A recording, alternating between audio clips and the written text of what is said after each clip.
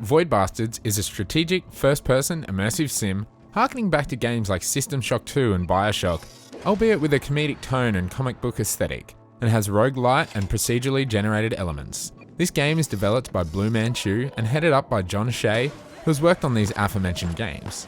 This is going to be a little bit of a different video than my usual reviews, not so formal, but I'll give my impressions on what is a hilarious, enjoyable game with some really cool and deep systems, and a truly unique art style.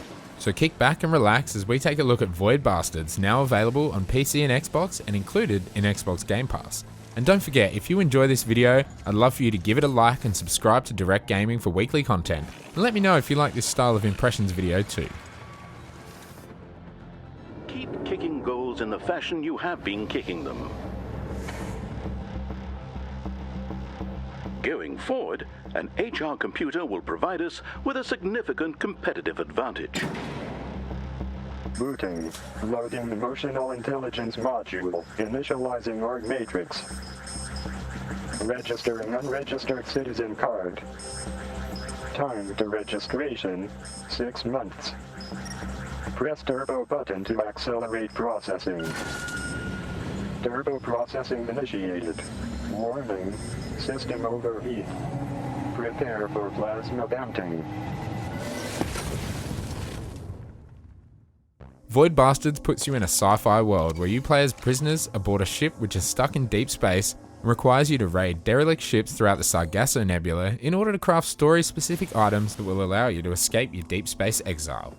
You're guided through your journey by your ship's AI, who is a hilarious jerk with no care for the human race, and your characters are expendable, rehydrated prisoners and the only life forms on the ship capable of returning you to your home system.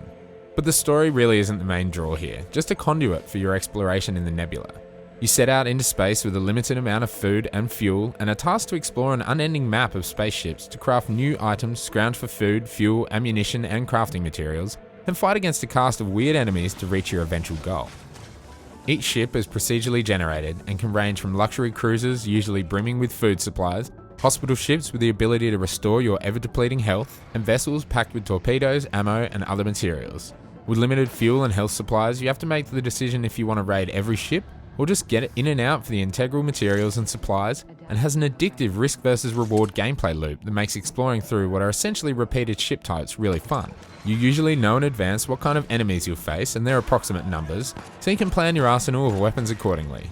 You start out with minimal weaponry, but as you find more materials and items, your arsenal will grow to include a shotgun that fires staples, a toaster that shreds through all but the toughest enemies, a rocket launcher aptly named the Nebulator, kitty bots used as distraction measures that then explode upon death, a cluster grenade launcher, poison and radiation darts, an electricity-based shock blaster that stuns enemies and robotics, as well as some others. And once you're on board these ships, you're locked in to your weapons of choice until you exit. The roguelike elements come into play if you die aboard one of these ships, as your corpse will be abandoned and another prisoner will be rehydrated to continue your explorations. All crafting materials will be kept in your possession, but ammo, food, fuel, torpedoes and some other items will be lost. Each character can have traits that can affect positively or negatively your time exploring these ships. My first character was a smoker, so would occasionally cough, alerting enemies.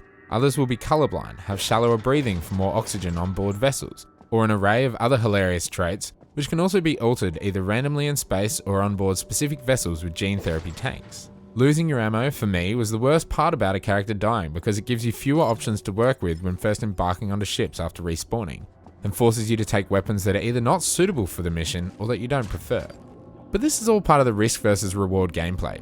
If you get cocky on a mission and think, I'll just clear out this ship, get all the items, I'll be fine, you may just get caught out and surrounded by dangerous enemies, or run out of oxygen or ammo, and sometimes fleeing to the airlock is your only hope for survival. You also have to be careful which ships you board because some enemies are much more dangerous than others, and occasionally, finding a ship in a less dangerous part of the nebula will be key to your survival, even though the loot on board may not be as rewarding. It's an addictive gameplay loop, and one that just screams for you to do one more run, try one more ship, and pushes you towards taking the risk to get the bigger reward. It's a ton of fun. There's really not much negative to say about Void Bastards. It's a load of enjoyable fun, but I guess the combat is not the greatest. The shooting is fine, but nothing out of the ordinary. but it's not trying to be the world's best FPS. The ship design can be a little repetitive. I often wish there were more types of ships or more hazards and modifiers, but these are little gripes and take nothing away from the great fun I had during my time in the game. The humour is great, very over the top, very British accents, and enemy banter can actually make you laugh out loud. The Jews, for instance, will abuse you constantly, and if you're attempting to hide from them, will yell at you that they can see you, followed by a string of insults.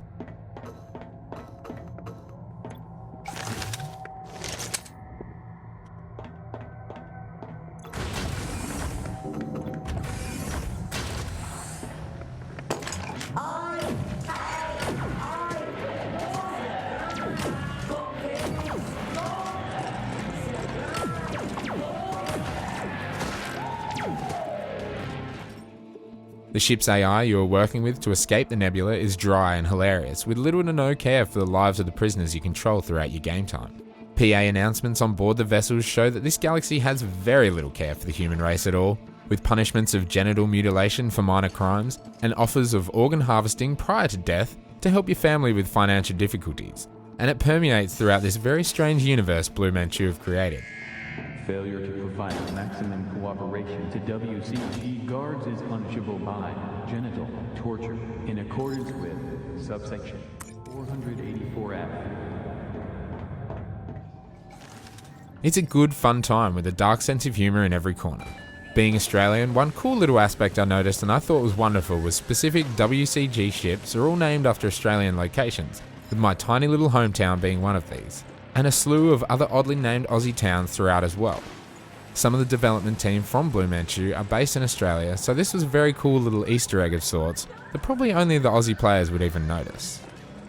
But if you like a bit of mindless yet hilarious fun, if you dig the idea of risk versus reward gameplay, enjoy immersive sims with some deep crafting systems and a cool array of weapons, roguelites, or even just the comic book art style, this is definitely a must-buy title. It's pretty cheap to buy, but if you've got Xbox Game Pass, it's included in the subscription service day and date of release, and well worth your time.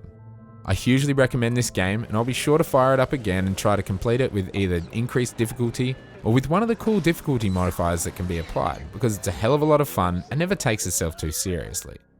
So let me know in the comments if you've gotten your hands on Void Bastards, and what you think of it so far.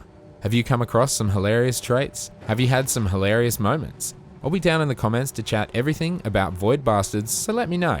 And if you've enjoyed this video, make sure you give it a like and share, as it helps out the channel a lot. Subscribe to Direckt Gaming for more weekly videos. I do reviews, impressions, news and lists, and I'm also part of a podcast over at Spawn Respawn, link in the description. So check that channel out as well. We've got a ton of content coming here and on Spawn Respawn over the next few weeks, with E3 kicking off very soon. So make sure you follow me on Twitter as well, at Direckt Gaming, to keep up to date with everything that's happening. Thanks for watching, and until next time, peace.